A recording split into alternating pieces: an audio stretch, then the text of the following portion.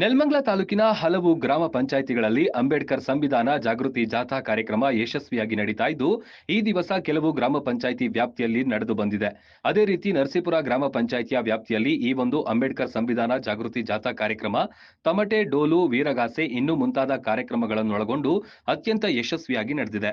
ಈ ಒಂದು ಕಾರ್ಯಕ್ರಮದಲ್ಲಿ ಡಾಕ್ಟರ್ ಬಿಆರ್ ಅಂಬೇಡ್ಕರ್ ಅವರ ಧ್ವಜಗಳನ್ನು ಅಳವಡಿಸಿಕೊಂಡು ಒಂದು ದೊಡ್ಡ ರೀತಿಯಲ್ಲಿ ಬೈಕ್ ರ್ಯಾಲಿ ನಡೆಸಲಾಯಿತು. ನಂತರ ಈ ಒಂದು ಕಾರ್ಯಕ್ರಮದಲ್ಲಿ ಮಹಿಳೆಯರು ತಮಟೆಯ ಸದ್ದಿಗೆ ಕುಣಿದು ಕಾರ್ಯಕ್ರಮಕ್ಕೆ ಹೊಸ ಮೆರುಗನ್ನ ತಂದ್ರು. ಕಾರ್ಯಕ್ರಮದಲ್ಲಿ ಸಂವಿಧಾನದ ಪೀಠಿಕೆಯನ್ನ